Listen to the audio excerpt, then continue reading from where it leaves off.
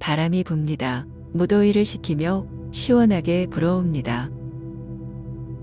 바람은 기압의 차이에 의해 공기가 움직임으로써 발생합니다. 이렇게 만들어진 공기의 쏠림 현상은 불규칙하며 산발적으로 변화해 나갑니다. 이런 바람은 꽤 오랫동안 카오스 상태로 있다가 어떤 특수한 물질이 등장하면서 질서를 갖추게 됩니다. 바람이 물질 속으로 들어갔다가 다시 나오는 일정한 패턴을 띠게 되는데, 이렇게 공기를 대사활동에 끌어다 쓰면서 생물의 진화에 탄력이 붙게 됩니다. 생명을 지탱하는 들쭉날쭉한 바람, 이것이 호흡입니다.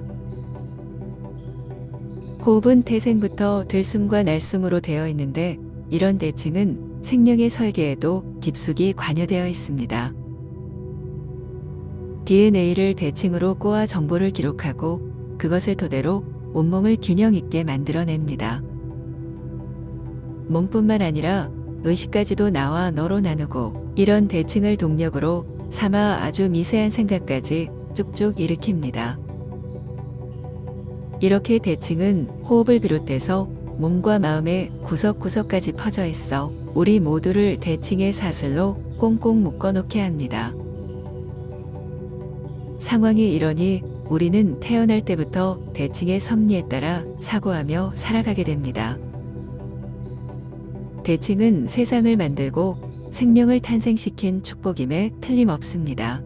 그런데 일부 사람들은 그런 대칭에 회의를 품거나 내친김에 대칭을 끊어 원래의 상태로 되돌아가려고 합니다. 마치 현대 물리학에 나오는 대칭 깨짐 같은 현상이 사람들 사이에서도 나타나는데, 이런 유별난 사람들을 가리켜 수행자라고 부릅니다.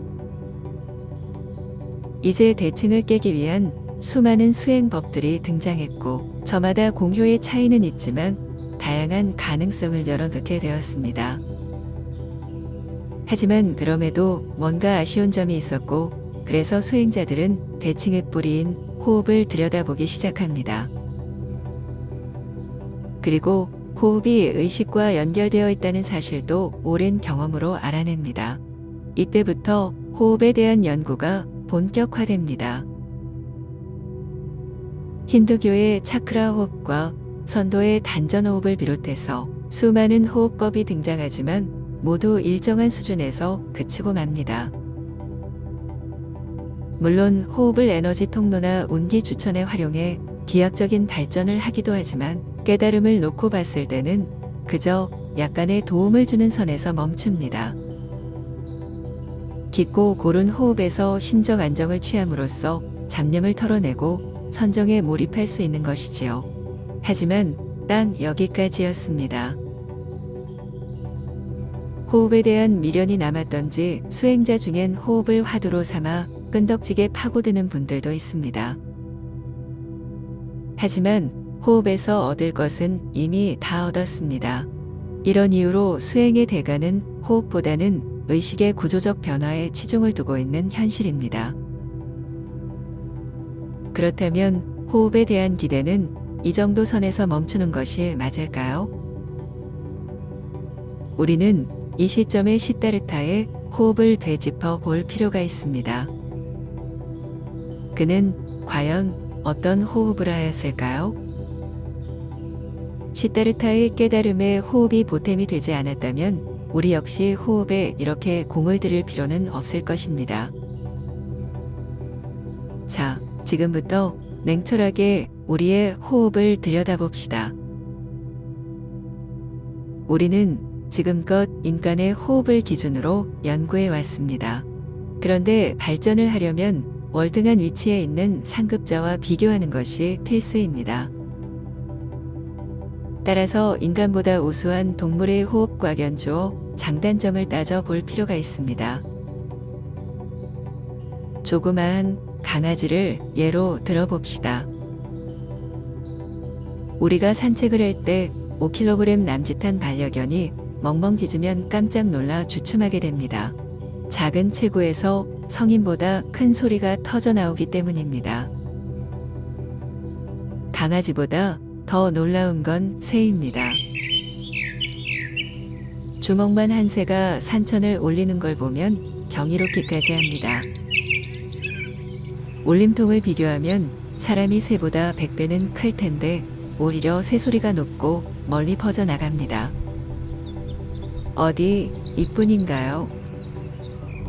옥고슬이 굴러가는 듯한 청명한 소리는 그 어떤 악기로도 흉내낼 수 없습니다. 새는 어떤 원리로 아름다운 소리를 그렇게 크게 울려내는 것일까요? 그 비밀은 바로 단전에 있습니다. 우리가 알고 있는 사람의 단전에 비한다면 자연 그대로의 고성능의 단전입니다. 그렇다면 새는 어떤 특수한 호흡 훈련을 하지도 않았는데 어떻게 그런 양질의 단전을 지니고 있는 것일까요? 옛 선인들은 바로 이 점에 주목하게 됩니다. 첫 번째는 새를 비롯한 동물들이 내는 소리입니다. 동물들은 예의 없이 들숨에서 소리를 냅니다. 소리란 공기를 내뱉어야 하기에 날숨에서 나와야 정상입니다. 하지만 단전에서 소리를 뽑아내기 위해서는 공기를 들이마시면서 소리를 내야 합니다. 즉, 단전을 활용하기 위해서는 들숨에서 소리를 내야 하고 이것이 모든 동물들이 평생 동안 내는 소리입니다. 그렇다면 왜 인간만 유독 동물들과 달리 날숨에서 소리를 낼까요? 사실 인간도 태어나면서는 들숨에서 소리를 냅니다. 갓난아기의 울음소리는 동물들이 내는 들숨의 소리이고 이때는 아랫배의 단전과 연결되고 백회도 숨을 쉬면서 결이 다른 소리를 냅니다. 그런데 들숨 소리는 단전과 연결되어 있다는 장점이 있는 반면에 단점도 있습니다. 그것은 언어를 구사하는 데에 불편함이 많다는 사실입니다. 기본적인 단어 외에는 발음을 명확하게 하기 어렵습니다. 그래서 아기는 아빠, 엄마라는 단어를 배우면서 날숨 소리를 익히게 됩니다. 그리고 3, 4살쯤 되어 날숨 소리인 인간의 언어가 몸에 배이면서 들숨 소리를 잃어버리게 됩니다. 단전과의 교류가 차단되면서 단전은 점점 폐가로 변하고 백회도 막히게 됩니다. 사실 인간의 문명은 언어 단 하나로 이룩했다고 해도 과언이 아닙니다. 언어를 늘리는 만큼 사고의 힘이 커졌고 근대에 이르러 수학과 과학에서 새로운 언어가 쏟아지면서는 첨단 문명까지 이루었습니다. 하지만 그 대가로 우리는 자연에 호흡을 내주었습니다. 물론 그것을 다시 찾기 위해 단전호흡을 비롯해서 수많은 호흡법을 개발한 것은 맞지만 문제는 초점을 자연에 맞추지 않았다는 것입니다. 인간 안에서 최적의 호흡을 찾으면서 그 성과가 정체되었고 결국 호흡을 깨달음의 도구로 활용하는 데에는 실패하게 됩니다. 그런데 어디에나 예외가 있는 법이죠. 우리 결의의 전통 호흡법은 놀랍게도 새를 본떠 만들어졌습니다. 단군 시대 때의 한 선인은 새의 호흡을 주목합니다.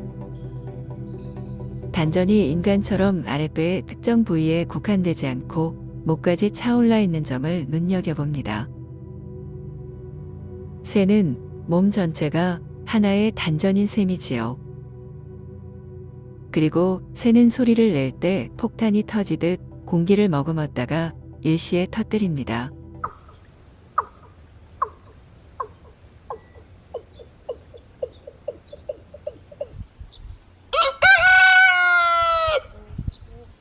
이런 원리로 인해 자신이 가지고 있는 공기량보다 훨씬 큰 소리를 냅니다.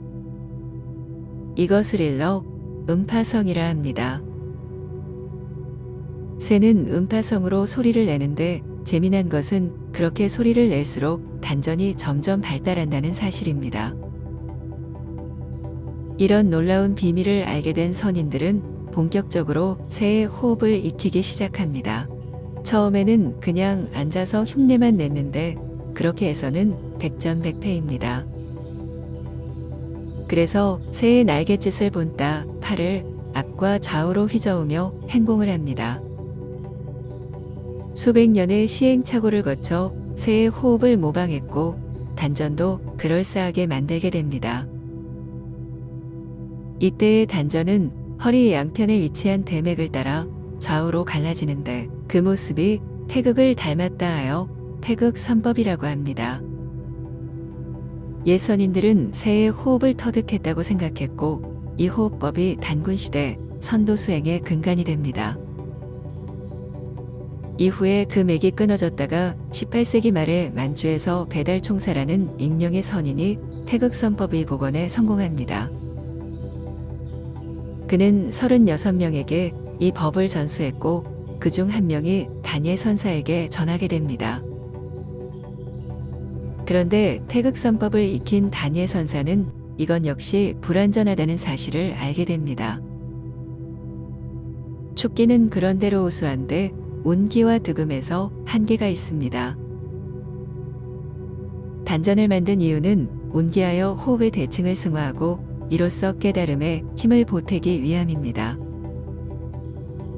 그런데 태극선법의 운기는 축기에 비해 그 효용이 많이 떨어집니다. 또 한 가지 취약점은 득음입니다. 새처럼 단전이 조성되면 소리 역시 새소리처럼 높고 맑은 톤이 나와야 합니다. 이런 소리를 선음이라 하고 소리의 경지에 올랐다 하여 득음이라고도 합니다. 하지만 태극선법의 선음은 득음의 초입 정도에서 멈추고 맙니다. 이 정도의 발전도 여타 호흡법에 비하면 무척 뛰어나지만 역시 새소리에는 한참 못 미칩니다. 이에 단예 선사는 시타르타의 호흡과 태극선법의 단전화도로 삼아 호흡 연구에 들어갔고 10여 년의 시행착오 끝에 온전한 새의 호흡, 일명 조화식을 복원하게 됩니다. 이렇게 해서 새롭게 나오게 된 호흡법이 아리수가입니다. 그렇다면 정말로 아리수거 호흡을 익히면 새와 같은 단전이 조성되고 또한 새소리 같은 성량 과음질이 나와줄까요? 그리고 이런 호흡은 깨달음에 어느 정도의 도움을 줄 수 있을까요?